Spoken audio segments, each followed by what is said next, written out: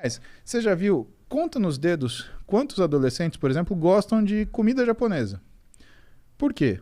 Porque comida japonesa, você sente o sabor aqui, no paladar, no nariz, não na boca.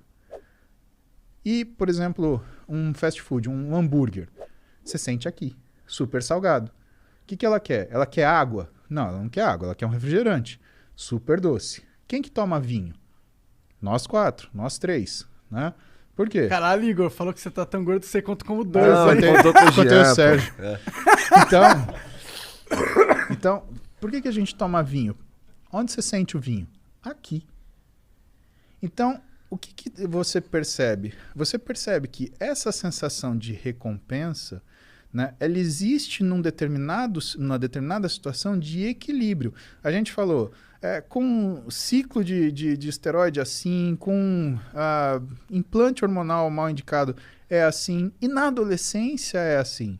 Por isso que o adolescente ele tem essas insatisfações tremendas e tem essas satisfações, né, abruptas e explosões de euforia. Isso faz com que ele tenha não é uma fragilidade desse sistema, mas uma necessidade dos pais, por exemplo, lidar com os adolescentes de forma a não romper os laços. Por quê? Se você é pai, se você é mãe, você está numa situação dessa, e se você está estressado, cara, você vai querer dar um pega no seu filho, dar um expor, você vai fazer isso, pelo amor de Deus, não rompa o laço. A vida dele é assim, ele está aprendendo a mexer com esse aparelho, tá? Então o que você tem que fazer?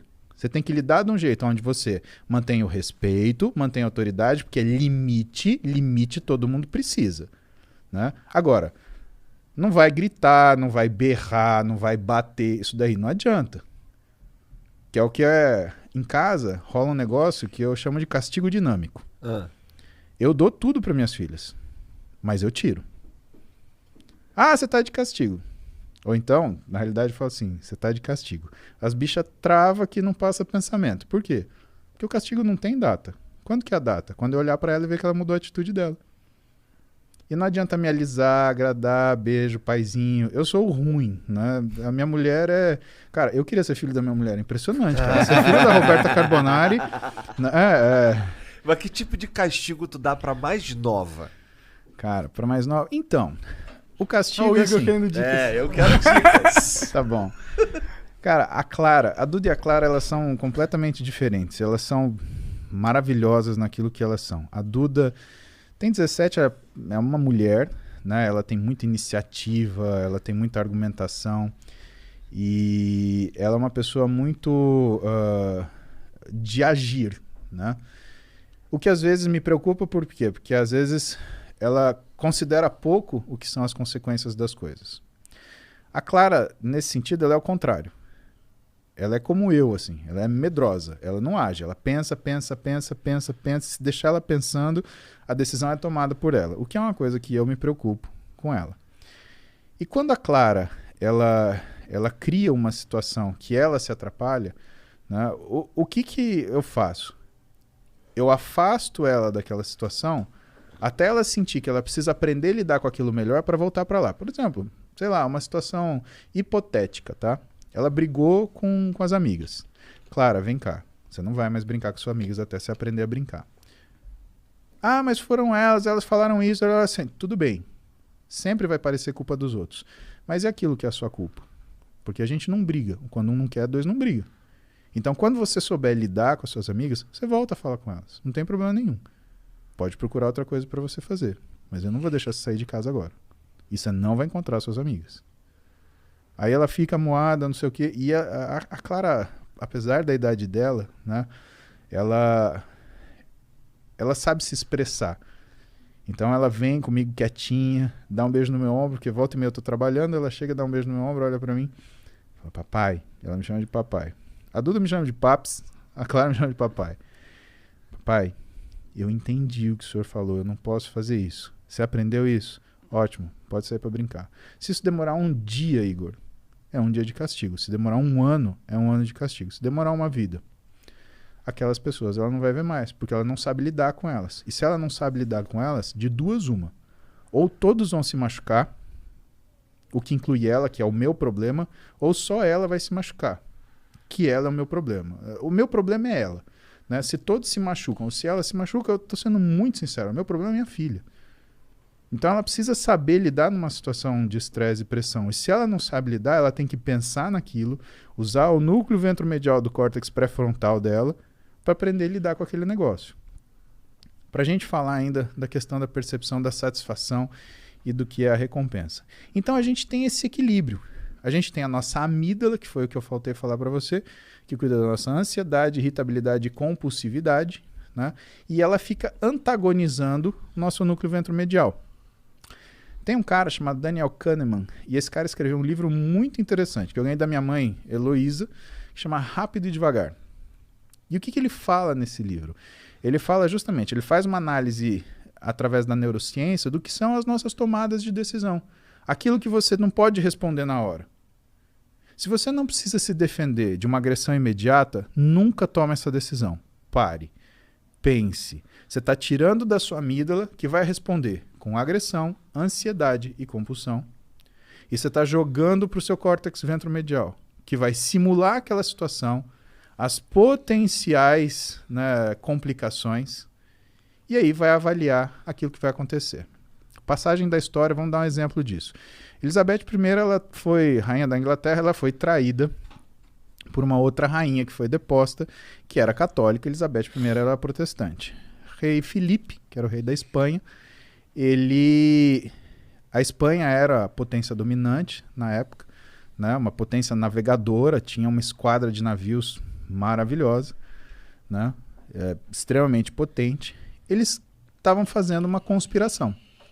Para quê? Para depor a rainha Elizabeth, que era protestante, né? E empossar a rainha, outra rainha católica. Tudo bem. Ele começa um trânsito de mensagens entre o rei Filipe e essa rainha, né? E eles fizeram isso com um único propósito, de fazer o quê? De que essas mensagens fossem descobertas. Por quê?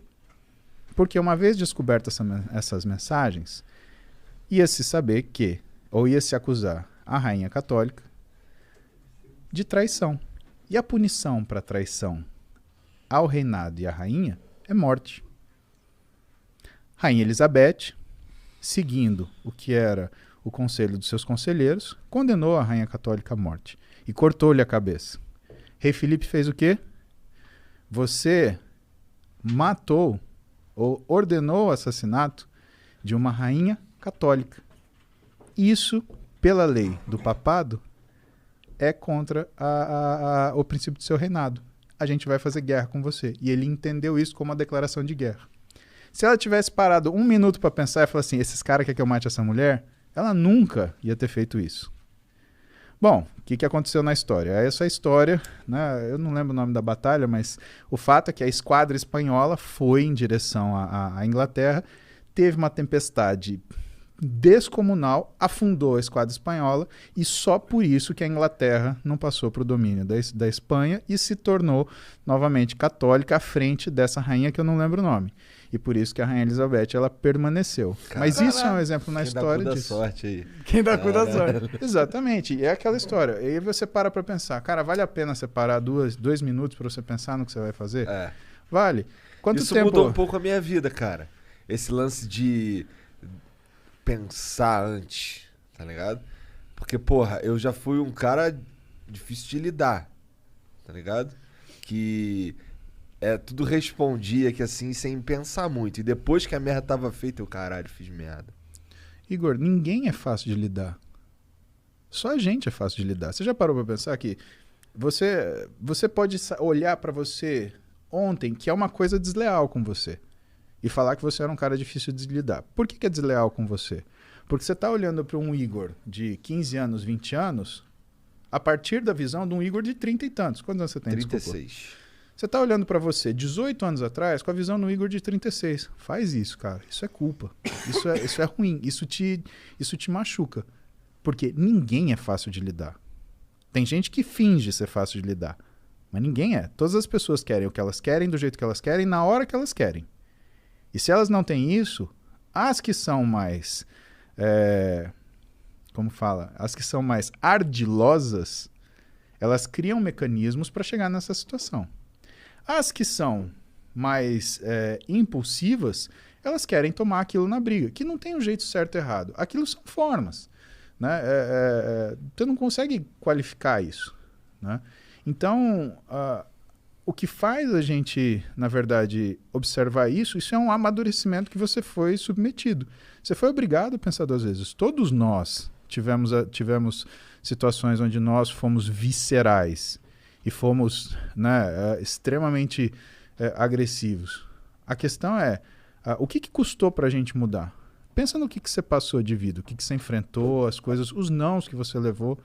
Cara, isso é um assunto legal porque isso eu acho que vem muito de encontro daquilo que é você se conhecer, né? A história do Rain, né? Reconhecer, aceitar, investigar e não identificar. Você foi, né? Você não tem culpa por causa disso. Todo mundo é assim. Caralho, agora eu tô me sentindo bem. Olha lá. Que bom. Antes eu tava me sentindo merda. Por isso que ele é um médico.